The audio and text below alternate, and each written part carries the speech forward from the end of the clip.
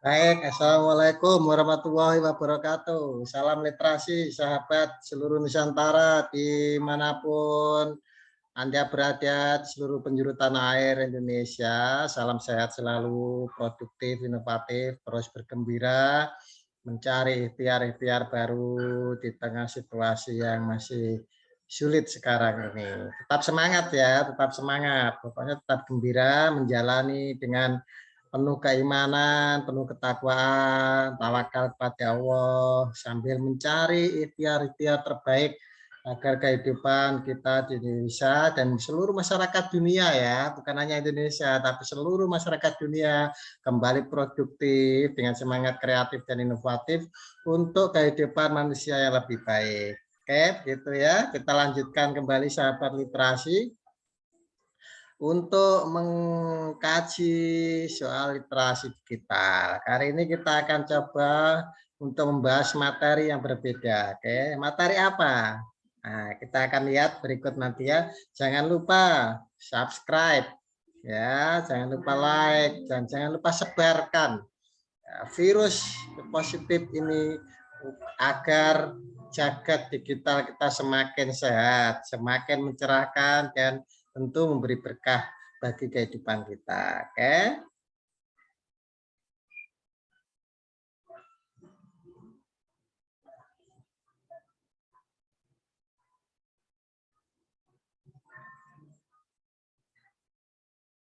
Nah, malam hari ini kita akan mendiskusikan soal belajar asik di era digital. Nah, hari-hari ini banyak ya yang mengeluh ya, pemerintah, masyarakat, orang tua, para aktivis mengeluh ancaman learning loss atau ancaman menurunnya kualitas belajar. Para guru harus tetap semangat, para relawan literasi tetap semangat mengajak masyarakat, anak-anak, remaja, adik-adik kita semua untuk selalu terus belajar, menggali potensi diri kita untuk kehidupan yang lebih baik ya.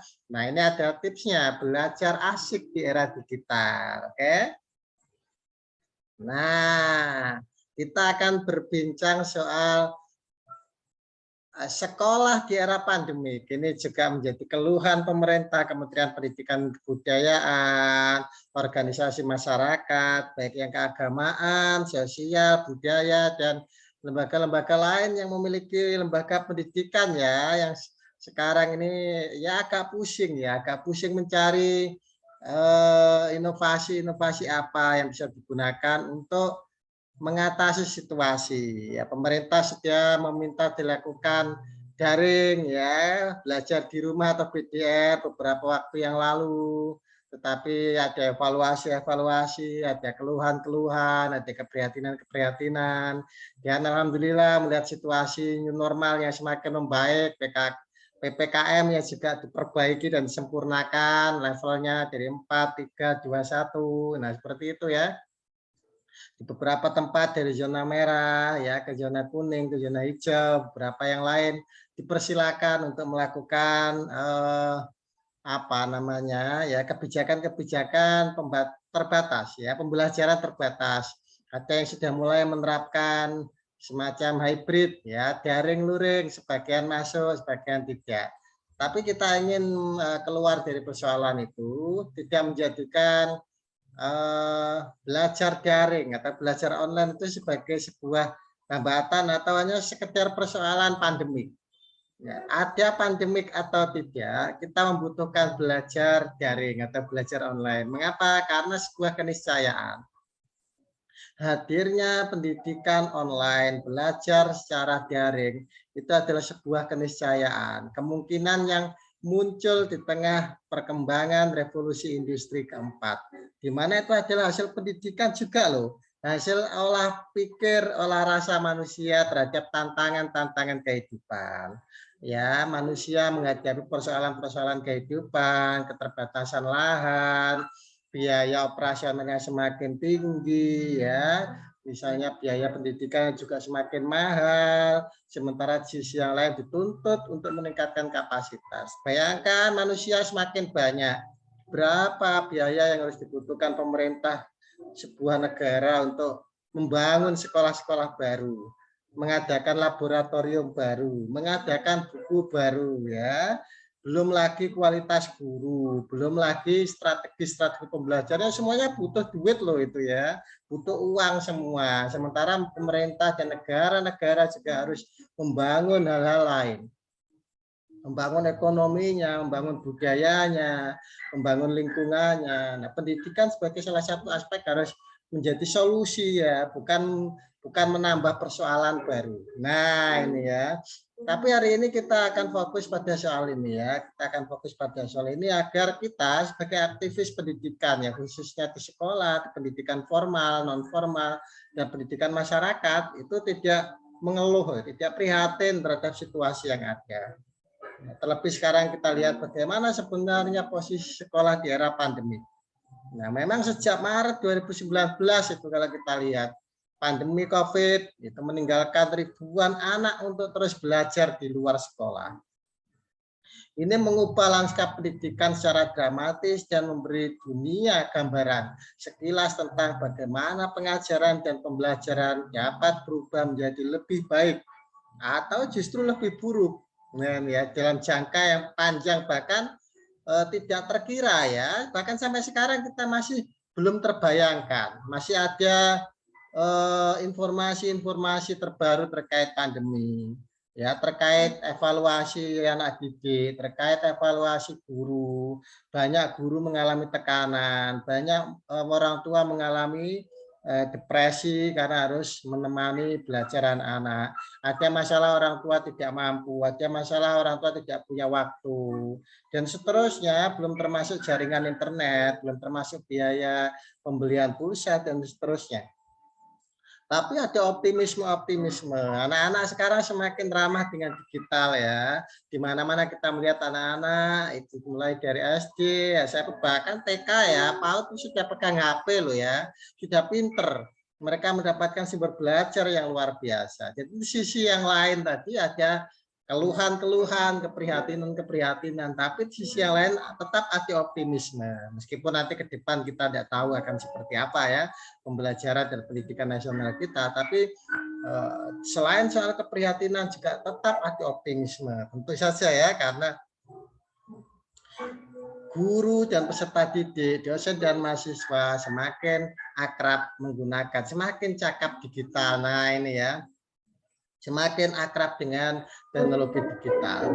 Nah, penutupan sebagian sekolah akibat lockdown beberapa kali ya menimbulkan berbagai respon dalam upaya melanjutkan pembelajaran. Apakah akan berhenti? Sekolah juga harus berhenti. Apakah seperti itu? Atau kita batasi masuknya? Atau seperti sekarang ini? Nah, beberapa sekolah menawarkan paket berbasis kertas cetak, ya, kertas cetak kepada keluarga. Sementara yang lain berinteraksi melalui email, membuat grup WhatsApp, ya seperti itu ya, atau apa, atau melalui lingkungan pembelajaran virtual berbasis sekolah. Pembelajarannya tetap di sekolah, tapi ditayangkan secara virtual agar yang tidak masuk karena wali murid dan peserta didik dipersilakan untuk memilih apakah akan ikut. Ya, ini harus ada izin dari orang tua ya. Apakah akan mengikuti pembelajaran tatap muka di sekolah atau di rumah saja seperti biasa. Nah ini juga ada plus minusnya gitu ya. Di sekolah tentu resiko-resiko kesehatan, resiko-resiko kualitas juga tetap ada ya, karena guru pada akhirnya kalau dulu hanya memikirkan satu kelas, sekarang harus memikirkan satu kelas yang dibagi dua, ya di kelas tatap muka dan di kelas virtual. Nah ini juga masalah-masalah lain yang saya kira harus kita pikirkan. Nah beberapa yang lain itu mencoba membuat ulang pengaturan sekolah menggunakan konferensi video online. Nah ini ya banyak ya WhatsApp apa namanya video call. Nah menggunakan video call, menggunakan Zoom seperti ini, menggunakan Google Meet ya atau Gmail, menggunakan apa streaming, menggunakan YouTube dan seterusnya. Yang lain berusaha untuk mencapai kesinambungan pembelajaran dengan menawarkan pelajaran yang direkam. Nah ini lewat YouTube, lewat Facebook, lewat WhatsApp, dikirim lewat grup, tapi banyak yang mengeluh juga. Guru mengeluh memorinya habis, pulsanya habis, paket datanya mahal, murid juga begitu, wali murid juga begitu. Semua mengeluh di tengah situasi meskipun pemerintah sudah memberikan subsidi. Nah, ini persoalan-persoalan yang harus kita atasi dengan penuh optimisme dan inovasi. Nah, atau langsung melalui model pembelajaran jarak jauh menggunakan pertemuan-pertemuan tertentu saja tatap mukanya. Anak-anak tetap mandiri belajar di rumah menggunakan modul, menggunakan bahan belajar dan sumber-sumber belajar yang lain dengan kerangka kurikulum yang sudah dibuat oleh guru dan sekolah. Nah, ini sebenarnya persoalan-persoalan ini yang harus kita bahas bersama. Kita diskusikan untuk mencari formula-formula terbaik agar tidak saling menyalahkan, tidak saling menyudutkan, tidak saling menggugat, tidak saling mengklaim ya siapa yang paling benar, siapa yang paling salah. Tapi kita sama-sama berpikir sebagai relawan literasi, berpartisipasi di luar sekolah dan memberikan ya inisiatif-inisiatif, informasi-informasi, diseminasi yang penting dan urgent ya yang perlu dilakukan oleh lembaga pendidikan dan juga pemerintah agar tetap melewati masa pandemik dan krisis kesehatan sekarang ini dengan situasi yang baik meskipun ke depan situasi pandemik juga pasti sudah berakhir, tapi kita akan tetap mendorong bagaimana sebaiknya pendidikan yang tepat ya, yang ramah teknologi digital. Oke. Nah, ini ya jawabannya mengapa pendidikan berbasis digital.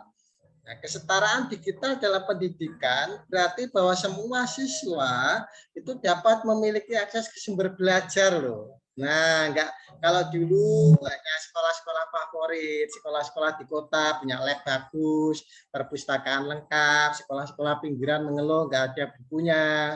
Ya, masih banyak ini tahun 2000, tahun 2020 bukunya tahun 80-an, 90-an. Bahkan ada loh sekolah itu yang gambar di dindingnya itu foto presiden tahun 70 tahun 80 loh ya. Daftar menteri kabinet tahun berapa masih dipasang. Ini kan ironi ya, ironi yang harus kita atasi karena pengetahuan terus berkembang sementara akses ya yang didapatkan oleh anak-anak di Indonesia itu tidak setara, tidak merata. Nah, melalui pembelajaran digital ini sebenarnya ya optimismenya itu adalah memberikan akses ke sumber belajar dengan cara yang lebih mudah seharusnya. Yang penting ada alatnya, yang penting ada jaringan towernya, yang penting ada paket datanya, ya ada sinyalnya. Nah, ini adalah PR pemerintah daerah sebenarnya ya. Setiap pemerintah daerah, kepala sekolah berdiskusi bagaimana melalui regulasi yang ada yang tidak melanggar itu memungkinkan untuk tetap mewujudkan pendidikan berbasis digital yang baik.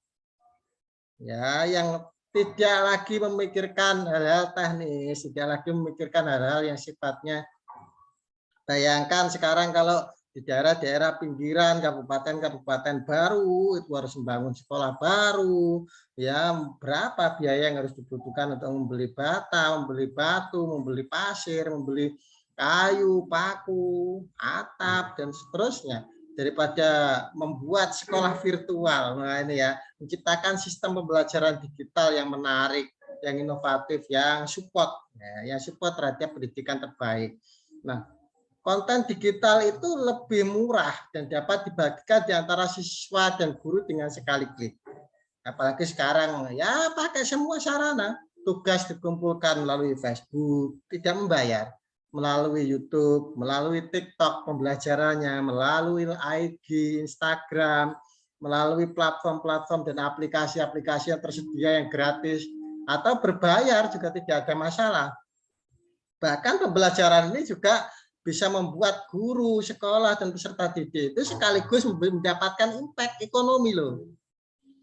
Bayangkan kalau tugas guru, tugas murid, tugas wali murid itu diposting, banyak yang menonton, banyak yang mengklik, banyak view, banyak subscribe-nya, ya banyak pengikutnya. Itu kan selain soal pengembangan informasi, intelektualitas juga mendapatkan cuan. Nah, mendapatkan imbal balik secara ekonomi. Belum lagi akses-akses lain seperti iklan, sponsor, ya endorse dan seterusnya. Nah, ini hal yang menarik. Mengapa pendidikan berbasis digital itu perlu kita kawal, kita dorong dan menjadi sebuah keniscayaan, menjadi sesuatu yang penting. Seandainya pun pendidikan, seandainya pun pandemik itu akan berubah menjadi endemik dan kita bisa melewati new normal, PPKM dan juga kehidupan pasca krisis wabah corona ini berlalu.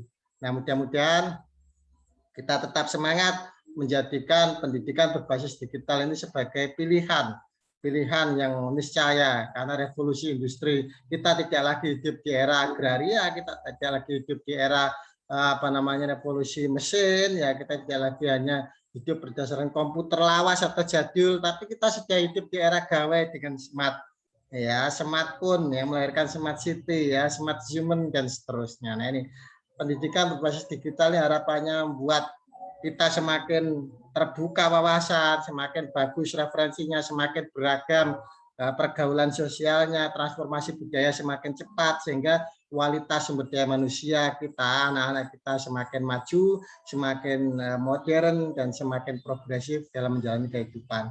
Terima kasih hari ini atas partisipasinya, sudah menyimak materi malam hari ini. Salam literasi dan tetap semangat ya. Besok akan kita lanjutkan kembali terkait dengan pendidikan online. Nah, hari ini kita mendiskusikan mengapa pendidikan berbasis digital ini tetap penting dilaksanakan meskipun seandainya pandemik sudah berlalu. Nah, begitu ya.